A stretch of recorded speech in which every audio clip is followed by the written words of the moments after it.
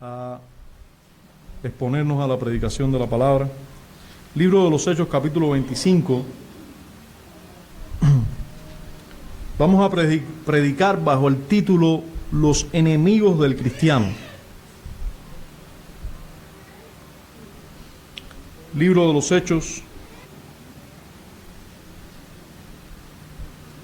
Dice así las Escrituras: Llegado pues Festo a la provincia, subió de Cesarea a Jerusalén 3 días después.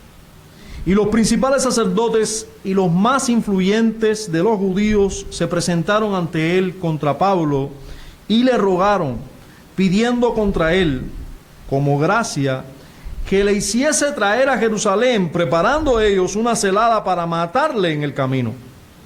Pero Festo respondió que Pablo estaba custodiado en Cesarea, a donde él mismo partiría en breve. Los que de vosotros puedan, dijo, desciendan conmigo, y si hay algún crimen en este hombre, acúsenle. Y deteniéndose entre ellos no más de 8 o 10 días, venido a Cesarea, al siguiente día, se sentó en el tribunal y mandó que fuese traído Pablo. Cuando éste llegó, lo rodearon los judíos que habían venido de Jerusalén, presentando contra él muchas y graves acusaciones, las cuales no podían probar. Alegando Pablo en su defensa, ni contra la ley ni de los judíos, ni contra el templo, ni contra César he pecado en nada. Pero Festo, queriendo congraciarse con los judíos, respondiendo a Pablo, dijo: ¿Quieres subir a Jerusalén y allá ser juzgado de estas cosas delante de mí? Pablo dijo: ante el tribunal de César estoy, donde debo ser juzgado. A los judíos no les he hecho ningún agravio, como tú sabes muy bien. Porque si algún agravio o cosa alguna digna de muerte he hecho, no rehúso morir. Pero si nada hay de las cosas de que estos me acusan, nadie puede entregarme a ellos. A César apelo. Entonces Festo, habiendo hablado con el consejo, respondió: a César has apelado, a César irás. Pasados algunos días, el rey Agripa y Berenice vinieron a Cesarea para saludar a Festo. Y como estuvieron allí muchos días, Festo expuso al rey la causa de Pablo, diciendo: un hombre ha sido dejado preso por Félix, respecto al cual, cuando fui a Jerusalén, se me presentaron los principales sacerdotes y los ancianos de los judíos pidiendo condenación contra él. A estos respondí que no es costumbre de los romanos entregar a alguno a la muerte antes que el acusado tenga delante a sus acusadores y pueda defenderse de la acusación. Así que, habiendo venido ellos juntos acá, sin ninguna dilación, al día siguiente, sentado en el tribunal, mandé traer al hombre. Y estando presentes los sacerdotes, ningún cargo, y estando presentes los acusadores, ningún cargo presentaron de los que yo sospechaba, sino que tenían contra él ciertas cuestiones acerca de su religión y de un cierto Jesús ya muerto, el que Pablo afirmaba estar vivo. Yo, dudando en cuestión semejante, le pregunté si quería ir a Jerusalén y allá ser juzgado de estas cosas. Mas como Pablo apeló para que se le reservase para el conocimiento de Augusto, mandé que le custodiasen hasta que le enviara yo a César. Entonces Agripa dijo a Festo: yo también quisiera oír a ese hombre. Y él le dijo: mañana le oirás. Al otro día, viniendo Agripa y Berenice con mucha pompa, y entrando en la audiencia con los tribunos y principales hombres de la ciudad, por mandato de Festo fue traído a Pablo. Entonces Festo dijo: Rey Agripa y todos los varones que estáis aquí juntos con nosotros, aquí tenéis a este hombre respecto del cual toda la multitud de los judíos me ha demandado en Jerusalén, y aquí dando voces que no debe vivir más.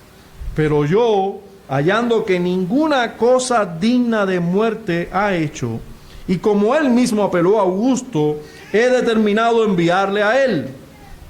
como no tengo cosa cierta que escribir a mi Señor, le he traído ante vosotros y mayormente ante ti, oh rey Agripa, para que después de examinarle tenga yo que escribir, porque me parece fuera de razón enviar un preso y no informar de los cargos que haya en su contra. Padre, nuevamente te imploramos que nos asistas.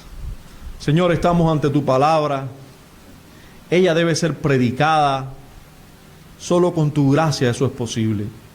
Pero también ella debe ser escuchada. Ella debe ser retenida en nuestros corazones. Ella debe ser obedecida, Señor. Solo con la obra de tu Espíritu eso es posible. Señor, imploramos tu auxilio, que poderosamente intervengas entre nosotros hoy para que, Señor, tu palabra sea eficaz en nuestros corazones. En Cristo Jesús te lo imploramos. Amén. Les decía que estamos predicando bajo el título Los enemigos del cristiano. Una de las verdades más horribles y dañinas de este mundo es el pecado de los hijos de Dios. Escuche bien, el pecado de los hijos de Dios. Porque el que pequen los que no son hijos de Dios, eso es algo normal. Es algo que esperamos. Es algo que ocurre irremediablemente. Pero el pecado de los hijos de Dios, ese es el mal más horrible de este mundo. Ya una vez este mundo fue ajusticiado porque la maldad era tal en la tierra que aún los hijos de Dios se unían a las hijas de los hombres. Y estamos hablando de los tiempos de Noé, y nosotros sabemos lo que ocurrió. La maldad era tal en la tierra que los hijos de Dios, los que invocaban su nombre, comenzaron a unirse a las hijas de los hombres. Pero uno de los fenómenos por los que este pecado ocurre, estos pecados ocurren, en muchos casos se debe a la ignorancia y al descuido de los cristianos en su lucha contra sus enemigos.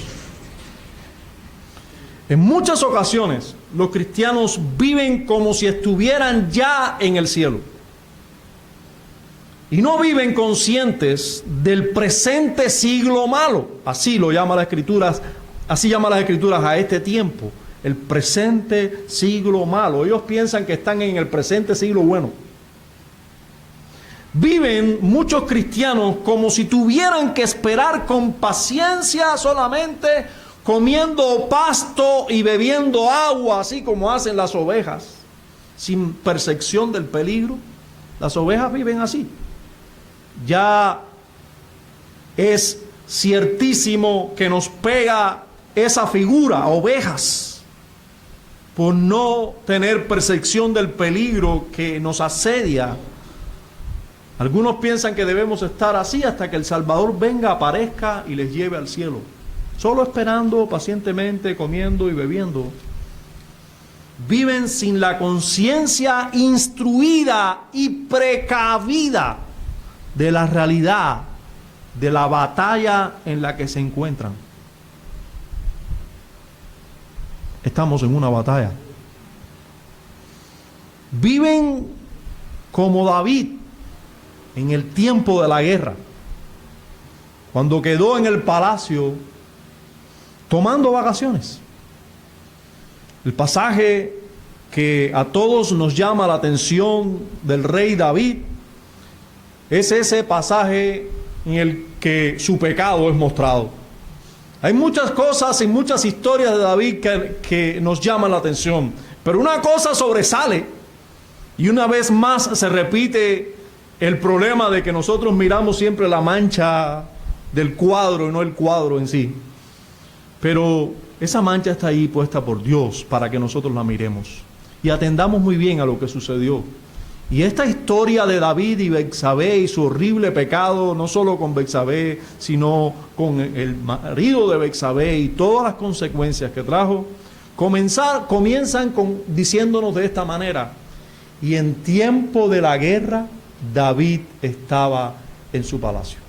En el tiempo en que los reyes salen a la guerra, David estaba en su palacio.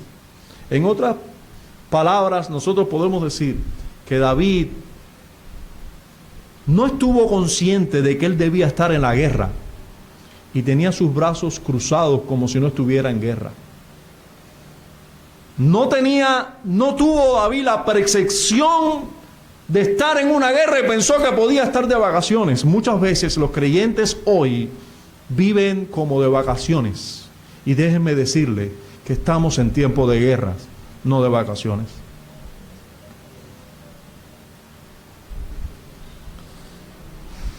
En nuestro acercamiento al texto que nos ocupa hoy, veremos la persistencia de los enemigos del cristiano. Ellos sí tienen persistencia. Vamos a ver también las intenciones horriblemente dañinas de los enemigos del cristiano contra este. Y la manera que tiene el cristiano de hacer defensa contra sus enemigos. Vamos a ver primero la persistencia de los enemigos del cristiano. Mirando nuestra historia, en los primeros versos, encontramos que Festo, después de llegar a su mandato, recuerden que había sido el sustituto, que Festo era el sustituto, gobernador sustituto de Félix. Félix, habíamos hablado que era un hombre corrupto. Festo, por el contrario, los historiadores lo tienen como un hombre moral, un hombre prudente, un hombre que de hecho encauzó bastante bien a toda la provincia y fue el hombre que llegó a Cesarea, muy probablemente para instruirse de la religión de los judíos. Fue hasta Jerusalén a saber un poco más del pueblo judío. Llega a Jerusalén e inmediatamente que llega a Jerusalén, dice el versículo 2, y los principales sacerdotes y los más influyentes de los judíos se presentaron ante él contra Pablo y le rogaron, pidiendo contra él como gracia que le hiciese traer a Jerusalén, preparando a ellos una celada para matarle en el camino. Hermano, miremos el tipo de enemigo que tienen los cristianos. Los sumos sacerdotes, gente importante, pudiente e influyente. Y también los más influyentes de entre los judíos. La élite del pueblo de Israel estaba en contra de Pablo. Los más influyentes, los de más poder, estaban en contra del cristiano Pablo. Nada más y nada menos que gente muy importante. Nosotros tenemos que recordar que de enemigos tenemos gente muy importante. Nos tenemos a nosotros mismos, nuestra naturaleza pecaminosa constantemente, teniendo nuestra naturaleza pecaminosa una influencia muy grande sobre nosotros, mucho más grande que estos judíos influyentes, mucho más influyente sobre nosotros porque nos atañe, nos tiene muy cerca. Cualquier persona influyente como estos judíos, con su dinero y su influencia, puede mover cielo y tierra y hacer muchas cosas que se propone. Pero ninguna persona influyente puede tocarnos tan de cerca y lograr tanto en nosotros como ese hombre de pecado que habita en nosotros, que es muy influyente sobre nosotros.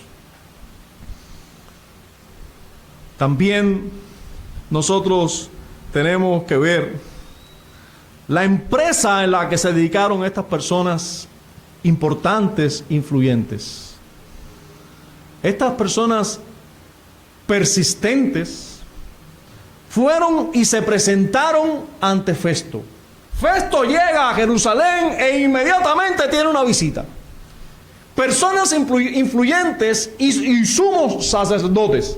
¿No tenían otra cosa que hacer estas personas? ¿No estaban ocupados en su familia, en los quehaceres, en asuntos religiosos o en otros asuntos de negocio?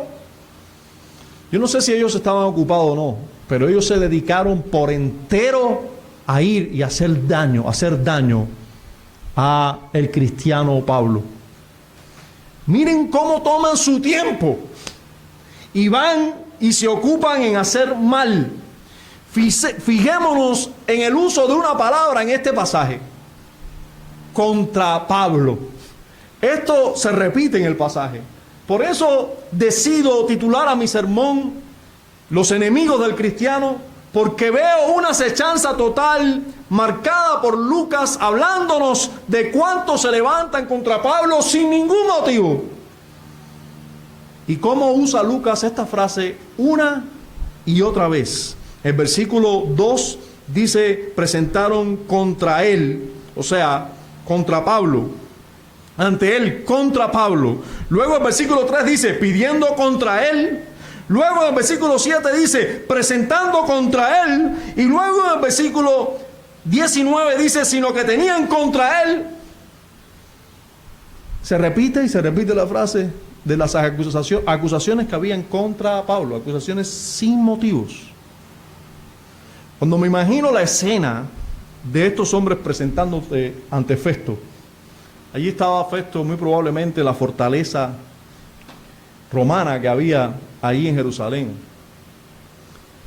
Me imagino a este grupo de hombres presentándose, hombres influyentes y sumos sacerdotes, ancianos, presentándose ante Festo para acusar a Pablo. No puedo dejar de pensar en aquella historia o aquel relato antiguo testamentario que se nos narra en el libro de Job. ¿Usted recuerda cómo comienza el libro de Job? Cómo había cierto personaje que se presentó delante de Dios y que inmediatamente quiso hacer mal a un creyente. Sin duda todos debemos recordar que que se le llama en el relato, los hijos de Dios se presentaron ante Dios. Pero nosotros sabemos que es el diablo, pues después se nos presenta así. Nosotros sabemos que este personaje insistió en el mal de Job. Insistió en hacerle mal a Job. De esta misma manera, no lo dudes, tenemos enemigos insistiendo en nuestro mal diariamente, constantemente. El apóstol Pablo mismo nos dice y nos recuerda en su carta a los Efesios: vestíos de toda la armadura de Dios para que podáis estar firmes contra las acechanzas del diablo.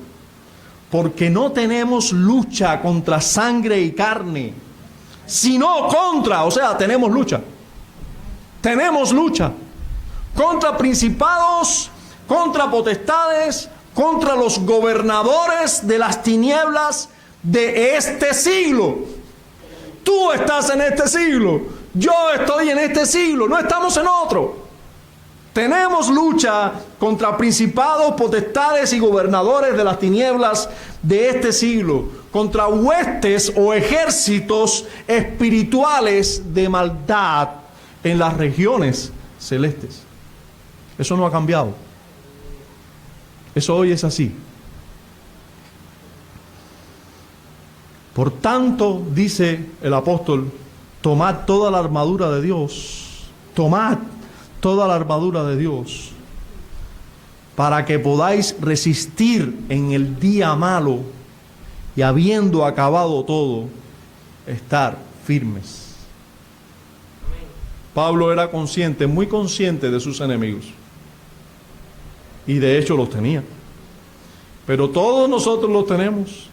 Y aquí se nos está ilustrando, Lucas nos está diciendo, si Cristo tuvo enemigos y acusadores, si sus apóstoles lo tuvieron, tengan en cuenta que ustedes lo tendrán también. Pedro nos hace la misma advertencia.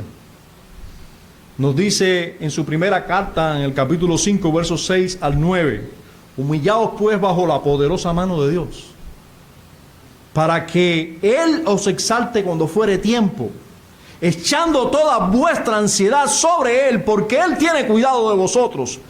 Sed sobrios. Sed sobrios. ¿Usted sabe cuál es la diferencia entre ser sobrio y ebrio? El ebrio está ajeno a la realidad.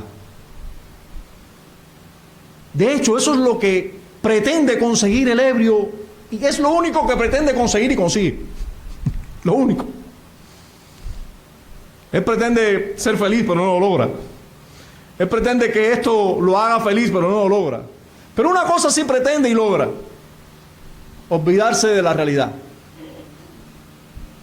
Los que les gusta la bebida, dice, la realidad es tan dura, el único ratico bueno es cuando estoy bebiendo, y me olvido de la realidad, y se olvidan. Ahora, lo triste del ebrio es que al otro día, su realidad, que era fea, se vuelve más fea. Porque ahora tiene resaca y menos dinero. Y a veces más enemigos, porque se busca tantos problemas con la ebriedad. Ahora, el sobrio es alguien que está bien claro de cuál es la realidad. Miren cómo nos dice el apóstol Pedro: sed sobrios y velad. Porque si tú eres sobrio, tú tienes que saber que estás en medio de una guerra. No puedes estar como si estuvieras de vacaciones, como si ya el presente siglo malo hubiera pasado.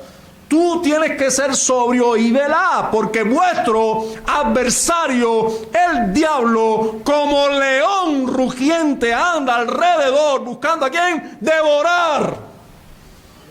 No a quién darle una nalgada, no a quién darle un empujón, no a quién devorar. Al cual resistid firmes en la fe, sabiendo que los mismos padecimientos, para que vean que la realidad tuya no es distinta a la realidad de todos tus hermanos en el mundo, se va cumpliendo en vuestros hermanos en todo el mundo. Todos estamos en esa lucha.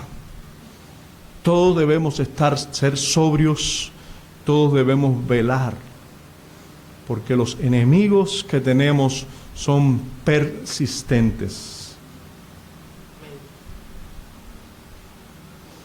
Miren cómo obran nuestros enemigos.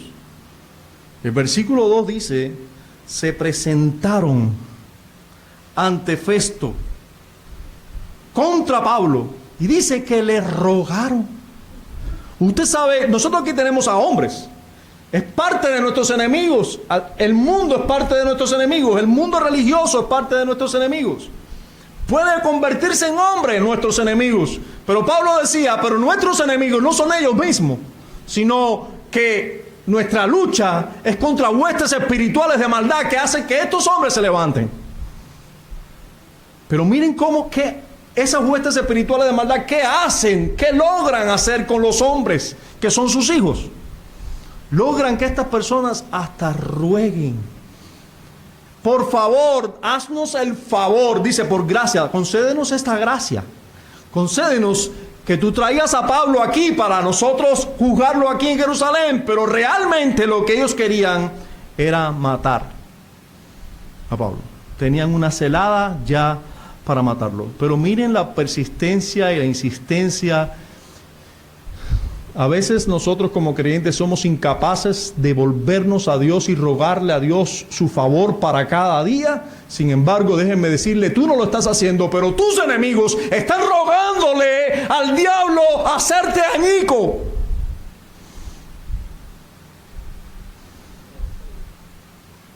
Tú no estás rogando, pero tus enemigos sí están rogando contra ti. Tus enemigos sí están rogando contra ti. A Dios gracias por sus paredes de defensas que Él levanta en contra de sus enemigos. Y a veces son paredes muy naturales pero suficientes, como el caso de Festo. Dice el versículo 4, pero Festo respondió que Pablo estaba custodiado en Cesarea, donde él mismo partiría en breve. Los que de vosotros puedan, dijo, desciendan conmigo, y si hay algún crimen en este hombre, acúsenle. No sabemos el motivo por el cual Festo respondió esto, pero nosotros sabemos que Festo ordenadamente dijo: yo no tengo que traerlo aquí, van a ser juzgados allá, pero este fue el medio que Dios usó para librar a Pablo en este momento, de este percance. A Dios gracias por su cuidado de nosotros. Miremos la persistencia enfatizada en los versículos 6 y 7. Miren qué persistencia. Versos 6 y 7. Y deteniéndose entre ellos no más de 8 o 10 días, venido a Cesarea, o sea, vino de Jerusalén a Cesarea, al siguiente día se sentó en el tribunal y mandó que fuese traído Pablo. Y cuando éste llegó, lo rodearon los judíos que habían venido de Jerusalén, presentando contra él muchas y graves acusaciones, y las cuales no podían probar. Qué horrible, qué persistencia la de nuestros enemigos. Ya nosotros hablamos de la distancia que había entre Jerusalén y Cesarea, no hay que hablar de esto nuevamente. Solamente añadir que estas personas fueron con el hombre. Ya ante Félix habían ido por gusto. Nada más que Pablo habló, aún llevando para allá a un locutor o a un abogado, no le sirvió de nada. Félix le dijo: mira, vamos a aplazar esto. Regresaron, pero no, ellos siguieron insistiendo. Nuestros enemigos insisten. Ahora volvieron con Festo y le hicieron muchas acusaciones a Pablo en este juicio delante de Festo. Qué insistencia, qué persistencia la de nuestros enemigos para hacernos mal. Vamos a ver además las intenciones de los enemigos. Ya hemos visto su insistencia, su persistencia, pero vamos a ver las intenciones que tienen. ¿Qué intenciones tienen para con los cristianos? ¿Qué quieren hacer ellos del cristiano? No quieren hacer otra cosa que matarlos. Matarlos. Ya les decía, no es empujarlo, no es hacerle un poquito de mal, no es meterlo preso un tiempito. No, Pablo estaba preso. Ellos no se conforman con eso. Tus enemigos te quieren destruir totalmente. El verso 3 nos dice, pidiendo contra él como gracia que le hiciese traer a Jerusalén, preparando ellos una celada para matarle en el camino. Los enemigos de Pablo querían matarle, querían darle muerte. Nuevamente tenemos que recordar a Job y las palabras que el diablo dijo delante de Dios. No, Él te ama, Él es recto, Él es sin pecado porque tú lo tienes bendecido. Quítale lo que tiene y tú verás. Dios le concedió el permiso y para allá fue el diablo gozándose a hacerle mal a Job. En un día, Job perdió todos sus bienes, pero encima de eso a sus hijos también. En un día. No le bastó, porque lo que quiere es destruirnos. No le bastó. Y fue para allá y le dijo, claro, porque no es parte de su cuerpo. Solo perdió sus bienes. Tócalo a él, enférmalo. Está bien, puedes tocarlo, solo que no puedes quitarle su vida. Para allá fue. Y lo hirió con una sarna maligna desde la planta del pie hasta la punta de la cabeza. Job estaba en ceniza, dice, y se rascaba con un tiesto, con un pedazo de leña quemada, se rascaba. Así estaba, así en esa condición, así o peor nos quiere el diablo a nosotros. Así te quiere a ti. Si eres un hijo de Dios, así te quiere.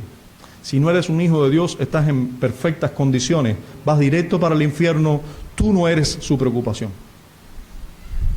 Tú estás bajo su poder. Si eres un hijo de Dios, Él es tu enemigo y se levanta con todas sus fuerzas contra ti. Se va a aliar perfectamente con el yo que hay en ti, con la ignorancia de la palabra de Dios que hay en ti. y con este mundo y todo su sistema, y te quiere poner en peores condiciones que en la de Job. Nuevamente te quiero recordar: sed sobrios y velad, porque vuestro adversario, el diablo, anda como león rugiente, buscando a quien devorar. Devorar.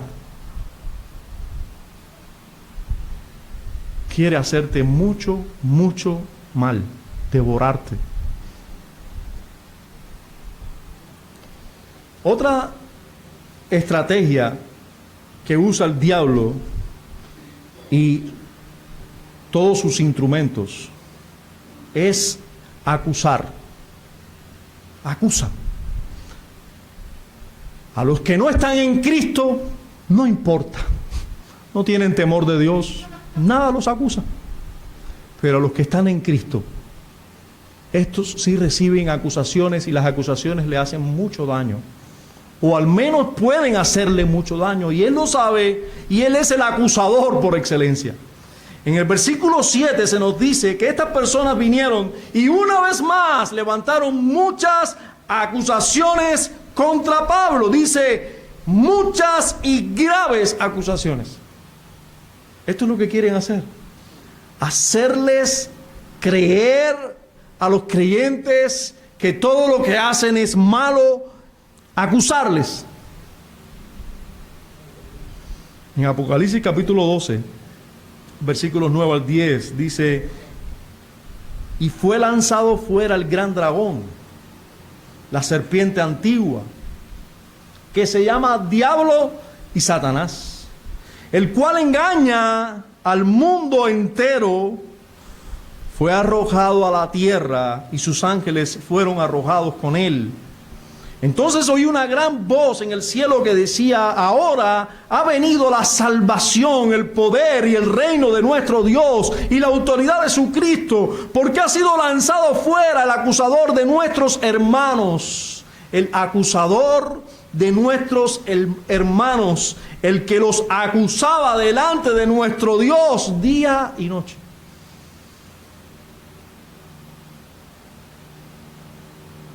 Esta estrategia fue usada contra el Señor constantemente. Estaban buscando algo para acusar al Señor. Si sanaban el día de reposo, si decía algo fuera de la ley, constantemente el enemigo quiere acusarnos. Contra los apóstoles hubo acusaciones, como en el caso de Pablo, constantemente. Y de seguro a cada creyente el diablo querrá acusarle. Sería una dicha muy grande si las acusaciones no tuvieran fundamento. Pero qué horrible cuando nosotros damos motivos para ser acusados. Qué horrible cuando damos motivos para ser acusados.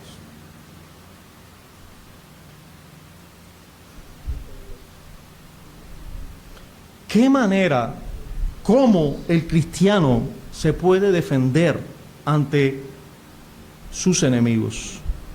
¿Cuál es la manera que tiene el cristiano de hacer defensa contra sus enemigos? Este es el tercer y último punto de nuestra predicación,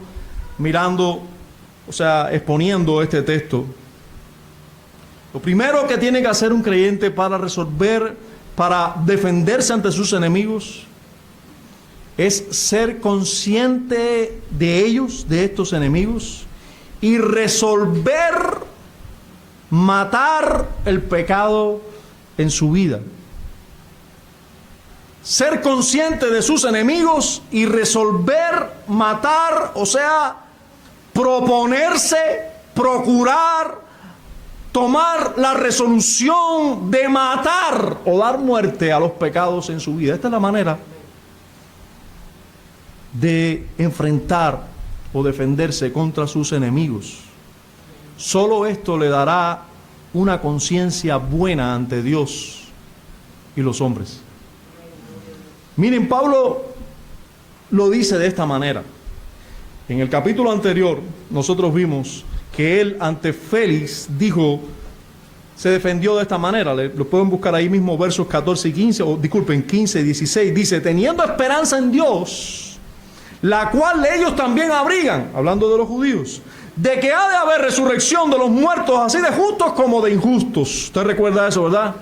Dice: y por esto procuro, o sea, porque va a haber resurrección de muertos, de justos y de injustos. Por eso procuro tener siempre,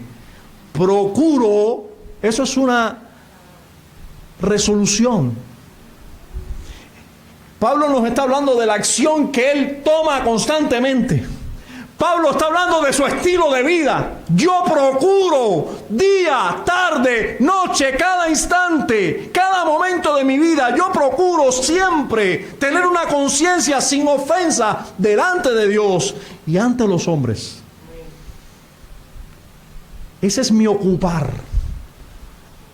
Yo me ocupo en esto. Yo vivo esforzándome haciendo esto. Procuro tener siempre una conciencia sin ofensas ante Dios. En otras palabras, yo vivo siempre matando mis pecados. Eso es lo que está diciendo. Yo vivo peleando contra mis pecados. Y procuro no tener pecados delante de Dios ni delante de los hombres. Eso mismo le había dicho antes ante el concilio, allí con Claudio Lisias, en el versículo 23, en el capítulo 23, en el verso 1, cuando él comienza su defensa. Acuérdate que le molestó mucho, recuerden que le molestó mucho al sumo sacerdote, hizo que le dieran una bofeteada, porque él dijo, mirando fijamente al concilio: varones hermanos, yo con toda buena conciencia he vivido delante de Dios hasta el día de hoy. O sea, yo vivo diciendo no a mis enemigos. Yo vivo peleando contra mis enemigos. Yo vivo peleando contra mis pecados. Y así logro tener una conciencia limpia delante de Dios, porque vivo peleando. No vivo en este mundo como si no existiera pecado. No vivo en este mundo pensando solamente en que tengo que resolver el aceite y el detergente para mi casa. Yo vivo en este mundo sabiendo que primero tengo un monstruo dentro de mí. Segundo, hay un monstruo allá afuera. Son muchos mis enemigos. Y confiando en que Dios ha de capacitarme para vencerlos a todos, vivo consciente de que debo pelear con las fuerzas que Él me da. Procuro todo el tiempo tener una conciencia limpia delante de Dios. Pablo, muy consciente de esta verdad, le dice a sus amados discípulos, a esas iglesias que él fundó, a otras que no fundó, pero las amaba igualmente. En este caso a los colosenses les dice: si pues habéis resucitado con Cristo, si ustedes de verdad resucitaron con Cristo, busquen las cosas de arriba. Busquen las cosas de arriba, las de arriba, donde está Cristo, allí sentado a la diestra de Dios. Poned la mira en las cosas de arriba. Poned la mira ahí arriba, no en las de la tierra, porque entonces muchos pecados van a venir a sus vidas. Porque habéis muerto. Ustedes murieron con Cristo y vuestra vida está escondida con Cristo en Dios. Cuando Cristo, vuestra vida, se manifieste, entonces vosotros también seréis manifestados con Él en gloria. Solo entonces ustedes van a vivir una vida de gloria. Solo entonces, cuando Él se manifieste. No antes. Ahora hay que pelear. Ahora hay que poner la mirada de arriba. Ahora no se puede poner la mirada aquí abajo. Y miren cómo sigue diciéndoles. Le dice: haced morir. Escuchen bien: haced morir pues lo terrenal en vosotros. Miren para arriba y maten lo terrenal en ustedes. Denle muerte, hagan morir, haced morir, mortifiquen, maten, asesinen lo terrenal en vosotros. Fornicación, impureza, pasiones desordenadas, malos deseos y avaricia, que es idolatría. Hacer morir todo eso. Cosas por las cuales la ira de Dios viene sobre los hijos de desobediencia. Como si tú no eres hijo de desobediencia, todavía estás en ellas. En las cuales vosotros también anduvisteis en otro tiempo, cuando vivíais en ellas. Pero ahora si te descuidas, si vives pensando que no tienes enemigos y que no tienes que estar constantemente poniendo tu mirada en las cosas de arriba, vas a terminar poniéndole las cosas de abajo, vas a estar detrás de las pasiones desordenadas, de la fornicación, de los deseos pecaminosos. Maten, hagan morir todo lo terrenal en vosotros. Pablo aconsejaba esto porque esto era lo que hacía. Hacía morir, mataba todo lo terrenal que había en él. Pablo hablaba de esta manera porque pensaba de esta manera. Miren lo que le dice a Timoteo, su amado discípulo. Le dice, porque raíz de todos los males es el amor al dinero. ¿Ustedes piensan que Pablo no tuvo esa lucha también? Claro que la tuvo, por eso él dice. Eso es raíz de todos los males. El cual codiciando algunos se extraviaron de la fe y fueron traspasados de muchos dolores. Mas tú, oh hombre de Dios, huye de estas cosas. ¿Por qué tenía que huir? Porque naturalmente lo iba a abrazar igual. Naturalmente iba a querer el dinero igual. Tú, hombre de Dios, huye, tienes que huir de esas cosas. Y sigue otras cosas, sigue la justicia, la piedad, la fe, el amor, la paciencia, la mansedumbre. Y miren cómo Pablo resume todo esto: pelea la buena batalla de la fe. Resume todo esto diciendo: echa mano de la vida eterna. Echa mano de la vida eterna, no de la temporal, a la cual asimismo fuisteis llamado, habiendo hecho la buena profesión delante de muchos testigos. Pablo resume su vida diciendo: he peleado la buena batalla. Le llama a esta vida batalla. Escuche bien. He peleado la buena batalla. Esto lo dicen, todos los comentaristas coinciden muy tiempito antes de ser decapitado, de saber ya su condena. He acabado la carrera, dice él. ¿He vivido la vida? No, he acabado la carrera. Le llama a esta vida una carrera.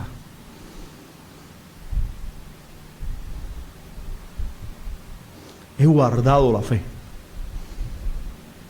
He estado confiando todo este tiempo en la fuerza que Dios me da. Y han venido de él.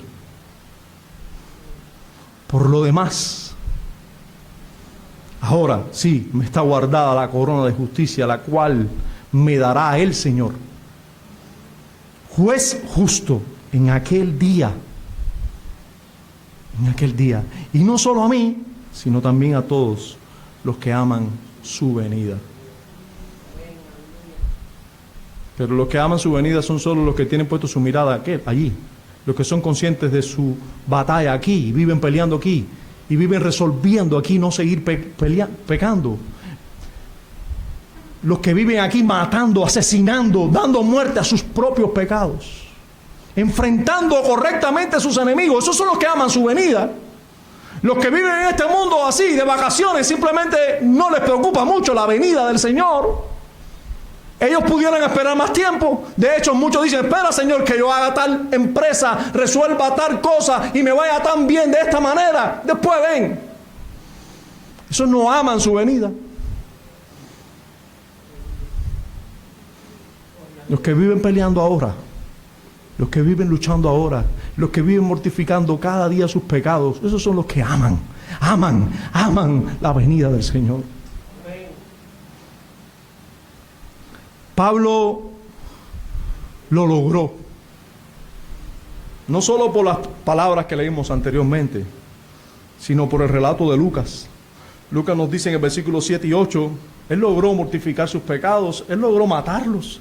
Él logró, por supuesto, con la fe, con la gracia de Dios, confiando en la obra de Dios en su vida, peleando con las fuerzas del Señor, no con sus propias fuerzas, pero procurando tener una conciencia limpia delante de Dios y los hombres. Él lo logró. Nos dice la Biblia que es así, se puede vencer en Cristo. Se puede. Cristo nos capacita para ello y nos llama a ello. En el versículo 7 se nos dice que muchas de todas estas acusaciones que le hacían, no la podían probar. ¿Por qué? Porque Pablo no tenía ninguno de esos pecados. El versículo 8, Pablo dice claramente, alegando Pablo en su defensa, ni contra la ley de los judíos, ni contra el templo, ni contra César he pecado en nada. Él lo podía decir. Porque enseñar que Jesús era el fin de la ley no era pecar en contra de la ley, era decir la verdad sobre la ley. Porque decir que el verdadero templo era Cristo no era pecar contra el templo, era hablar correctamente del tiempo del templo. Porque siempre se condujo Pablo delante de los hombres correctamente, aún cuando el dirigente civil era el emperador. Se conducía correctamente en todas las cosas. Los versículos 18 y 19 se nos dice, se nos prueba una vez más, Lucas nos prueba una vez más, que no podían acusar a Pablo porque no tenían argumentos, no, porque no había pecado en Pablo. Verso 18 dice, estando presentes los acusadores, ningún cargo presentaron de lo que ellos sospechaban, sino que tenían contra él ciertas cuestiones acerca de su religión y de un cierto Jesús ya muerto, el que Pablo afirmaba estar vivo. No tenía pecado, no podían acusarle, solo decía una gran verdad delante de otros, aunque lo tomaran mal, aunque los importantes lo tomaran mal. Ya a su tiempo, este hombre que se creía importante, Festo, iba a tener que encontrarse con la realidad de que ese Jesús sí estaba vivo. Los versículos 25 al 27 son una muestra fidedigna de que Pablo logró también vencer a sus enemigos. Pablo se enfrentó correctamente ante sus enemigos y en Cristo los venció. Verso 25, pero yo, hallando que ninguna cosa digna, fíjense, ¿dónde están los pecados de Pablo? Festo se dio cuenta, ninguna cosa digna de muerte ha hecho. Y como él mismo apeló a Augusto, le he determinado enviarle a él. Como no tengo cosa cierta que escribirle a mi Señor, no tengo nada que escribirle al César, te mando para allá a este prisionero porque está siendo acusado de... ¿Qué pongo? No había nada, no se podía probar nada en contra de Pablo porque no había hecho nada. Dice Festo, yo lo traigo ante ti, rey Agripa, para ver qué puedo escribir. Y termina el versículo 27 diciendo, porque me parece fuera de razón enviar un preso y no informar de los cargos que hay en su contra. Fuera de razón, pero no lo liberó. Lo cierto es que no había razón para tenerlo preso. Qué bueno, el Señor nos dijo, bienaventurados seréis cuando por mi causa os vituperen, os calumnien, digan todo tipo de mal contra vosotros, mintiendo. No que nosotros demos razones para que lo hagan. No que nosotros con nuestra conducta no transparente o nuestra conducta delante de los hombres pecaminosa demos razones. No, sino que mintiendo. La segunda manera, esta es una manera, siendo consciente de nuestros enemigos y procurando matar a nuestros pecados, que son nuestros enemigos mayores. Esa es una manera. La otra manera se deriva de esta, se complementa con esta, pero es vivir para Cristo y sus propósitos y no para sí mismo. La única manera que nosotros vencemos a nuestros enemigos, hacemos defensa contra nuestros enemigos, es que nosotros vivamos no para nosotros, sino para Cristo. Pablo apeló a César en nuestra historia. ¿Por qué Pablo apeló a César? Hermano, porque Pablo tenía una palabra del Señor, de su Salvador.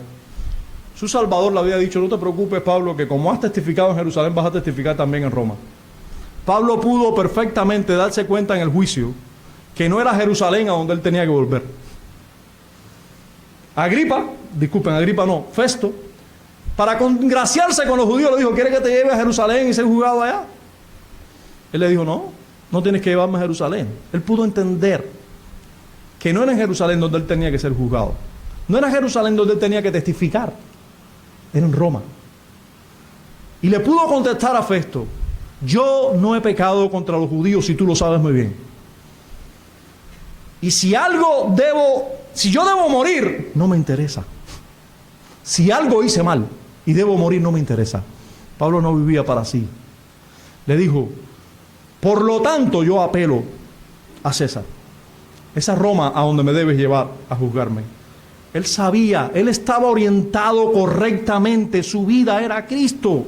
Él se lo dijo a los filipenses: porque para mí el vivir es Cristo y el morir es ganancia.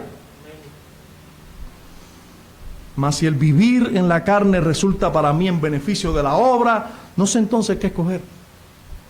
Porque de ambas cosas estoy puesto en estrecho, teniendo deseo de partir y estar con Cristo, lo cual es muchísimo mejor.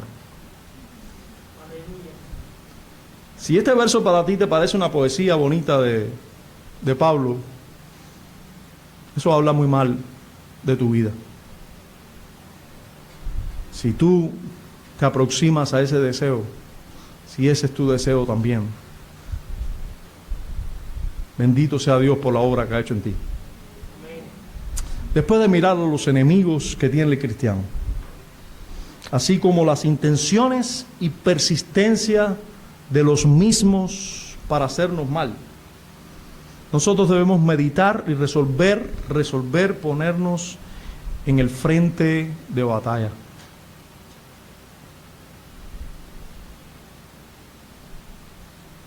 Lo peor que le puede suceder a un soldado, fíjese bien, lo peor que le puede suceder a un soldado es pensar que la guerra es un juego. Algo parecido, yo nunca fui a una guerra, solo me reclutaron en las Fuerzas Armadas, obligatoriamente. Pero yo pensaba como joven de 18 años que aquello era un juego. Yo me imaginaba el servicio militar como un lugar donde yo iba a jugar baloncesto, a compartir con muchos muchachos jóvenes de mi edad y tener conversaciones con ellos. Yo pensé que aquello era un juego. Rápido me di cuenta de que no era un juego, cuando desde que entré por la puerta de aquella unidad militar, veía a muchos diciendo ciertas cosas que para mí eran ilógicas, con ciertas manifestaciones que para mí eran ilógicas, pero que siempre indicaban que ellos estaban locos por irse de ahí. Todas aquellas manifestaciones. Un billete a 5 pesos en la frente, lo cual yo no entendía, pero después entendí que era que le faltaban 5 meses para salir. Yo dije, esto debe ser horrible cuando esta gente quiere salir. Ya, están desesperados por salir. Todavía me desengañé, o más rápido entendí cuando entré a un lugar vestido civil, salí vestido de verde y luego me plasmaron 3 pinchazos en la espalda, los cuales inmediatamente empezaron a provocar una fiebre, y yo no tenía a mamá al lado mío para que me diera la pastillita para la fiebre. Tenía un hombre diciéndome: están en el ejército y ustedes son hombres y prepárense que ahora aquí no está ni mamá ni papá. Ya yo lo sabía muy bien. Pero peor que eso es que un soldado vaya a la guerra y piense que es un juego. En este caso se puede enterar de lo contrario, si está en una guerra, no por el casito mío, que no era ningún problema. No, este soldado, si va a una guerra, se puede enterar de lo contrario en el infierno, cuando lo maten. Allí se puede enterar de lo que es una guerra. o mínimo se puede enterar con mucho dolor, una pierna perdida, un miembro cualquiera, o uno de sus mejores amigos muerto, o varios a la vez. Pensar que las balas son de juguete sería muy infantil viniendo de un soldado. A veces los creyentes viven como si no estuvieran en una guerra, como si fuera un juego.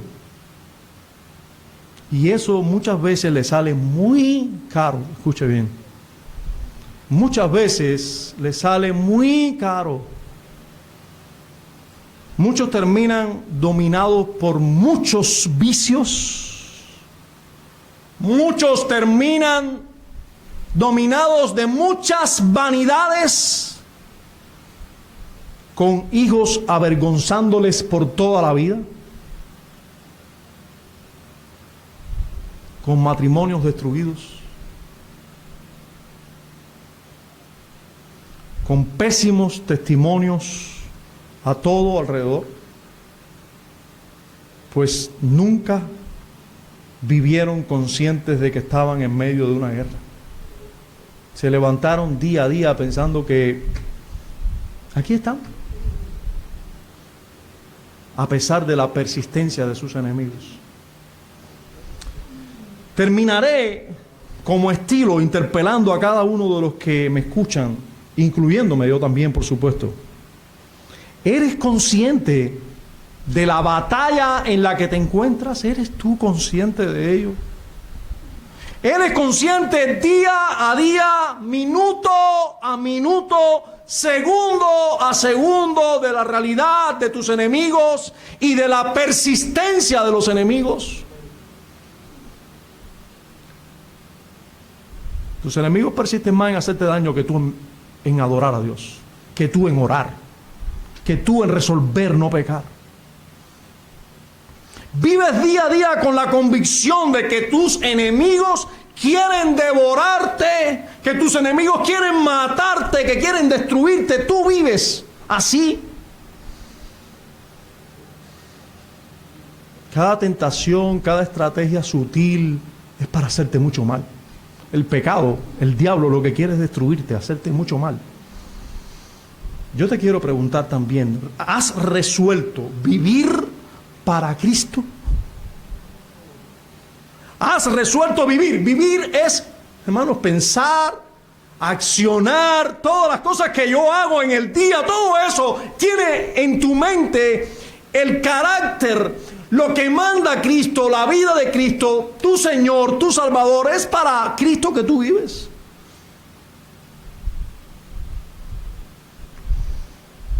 Tú vives día a día viviendo para Cristo y muriendo a tus deseos y pasiones.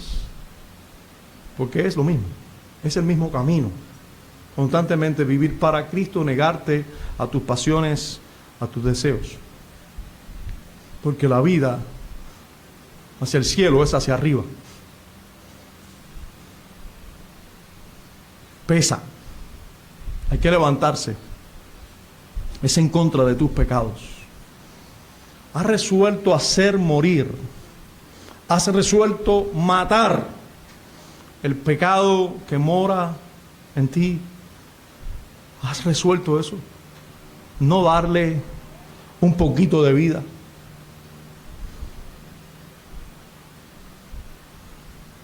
No darle un poquitico de comida. Me darle un poquitico de comida al pecado. Un poquitico. No, el pecado hay que matarlo. Hay que darle muerte. Hay que asesinarlo. Haced morir pues lo terrenal en vosotros. John Owen fue un teólogo calvinista, un teólogo reformado.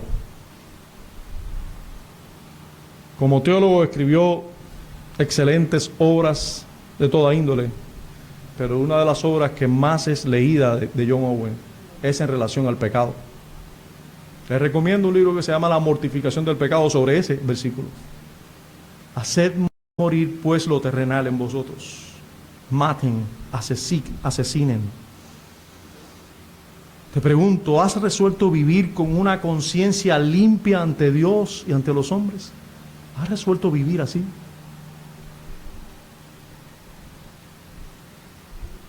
Los dejo con una frase de John Owen.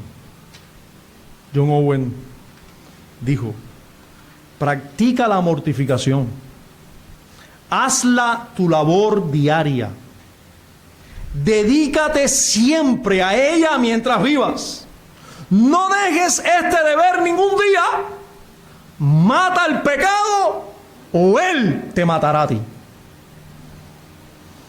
Padre, auxílianos por la obra de tu poderoso Espíritu, por la obra poderosa de nuestro Redentor, Salvador y Mediador. Haz eficaz esa obra en nosotros, día a día, minuto a minuto.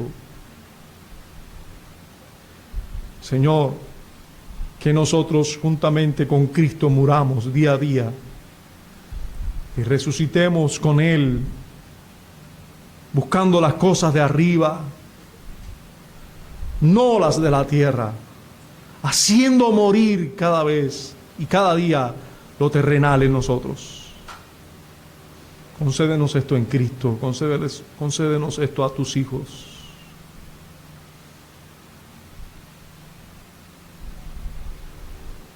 Amén, Señor.